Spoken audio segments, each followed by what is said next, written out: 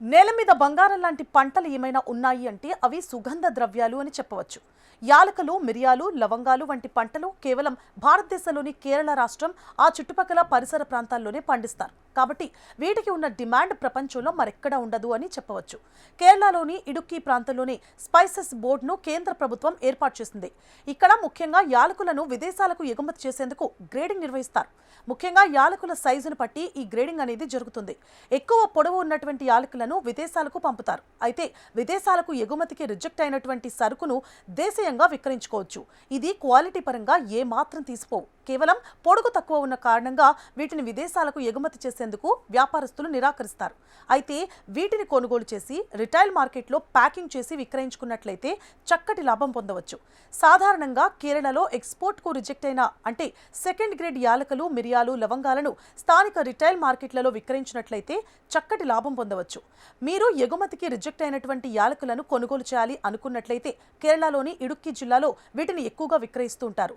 ఈ rejected second grade యాలకులను వందన్మేడు, పుత్తడి, కొమిల్లి, సంతాన్పార, నేడుంకుండం మార్కెట్లలో ఎక్కువగా విక్రయిస్తూ ఉంటారు. వీటిని ట్రేడర్లు వేలంపాట ద్వారా కొనుగోలు చేస్తారు. ఇక సాధారణంగా సెకండ్ గ్రేడ్ యాలకుల ధర 1 కేజీ 1800 రూపాయల నుంచి 2000 రూపాయల వరకు ఉంటుంది. అంటే క్వింటా 2 లక్షల రూపాయల వరకు పలకవచ్చు. ఇక తక్కువ వాసన, లైట్ కలర్ ఉన్నవి 1 కేజీ 1600 రూపాయల నుంచి 1800 రూపాయల వరకు ధర పలుకుతుంది.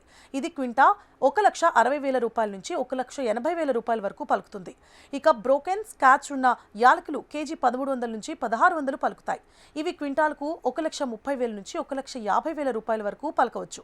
అలాగే సెకండ్ గ్రేడ్ లవంగాలు, మిరియాలు సైతం ఈ మార్కెట్లలో లభిస్తాయి. ఇక సెకండ్ గ్రేడ్ మిరియాలు, లవంగాలు సైతం ఇడుక్కి జిల్లాలోని పైన పేర్కొన్న గ్రామాలకు చెందిన మార్కెట్లలోనే ఎక్కువగా విక్రయిస్తారు. ఇంతకీ చేయాల్సిన బిజినెస్ ప్లాన్ ఏంటో తెలుసా? ఉదాహరణకు మీరు సెకండ్ గ్రేడ్ యాలకులను 1 క్వింటా 1,70,000 రూపాయలు, 1 క్వింటా మిరియాలు 68,000 రూపాయలు, లవంగాలు 72,000 రూపాయలు చొప్పున కొనుగోలు చేస్తే సుమారు మీ పెట్టుబడి 3,10,000 రూపాయల వరకు అయ్యే అవకాశం ఉంది. అయితే ఈ ధరలు జనవరి 2026 మార్కెట్ రేటుకు సంబంధించినవి. వీటిలో హెచ్చుతగ్గులు కూడా ఉండవచ్చు. మీరు వీటిని 100 గ్రాముల చొప్పున 1000 ప్యాకెట్లుగా మార్చి విక్రయించుకోవచ్చు. ఉదాహరణకు 100 గ్రాముల యాలకులను 350 రూపాయల చొప్పున విక్రయించుకోవచ్చు. ఈ లెక్కన మీకు 3.50 లక్షలు లభిస్తాయి. ఇక మిరియాలు 100 గ్రాములు 120 రూపాయల చొప్పున విక్రయిస్తే మీకు 1,20,000 చొప్పున లభిస్తాయి. అలాగే లవంగాలను 100 గ్రాములు 180 రూపాయల చొప్పున విక్రయిస్తే 1,80,000 లభించే వీలుంటుంది.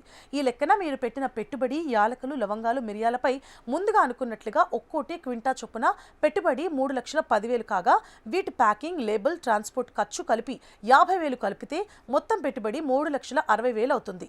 మీరు వాటిని 100 గ్రాముల చొప్పున విక్రయిస్తే మొత్తం లభించే లాభం యాలకుల మీద 3,50,000, మిరియాల మీద 1,20,000, లవంగాల మీద 1,80,000 కలిపితే సుమారు 6,50,000 లభించే వీలుంటుంది.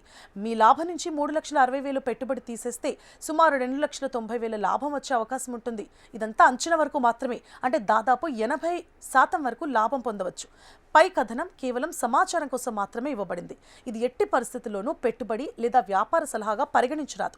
స్టాక్ మార్కెట్లు, mutual funds, crypto currency, real estate, బంగారం, వెండి వంటి విలువైన లోహాలు అన్నీ పెట్టుబడి సాధనాలు లాభ నష్టాలకు లోనవుతూ ఉంటాయి. పెట్టుబడి లేదా ఆర్థిక నిర్ణయాలు తీసుకునే ముందు మీ సర్టిఫైడ్ ఆర్థిక సలహాదారులను సంప్రదించమని హెచ్ఎం టీవీ కోరుకుంటోంది.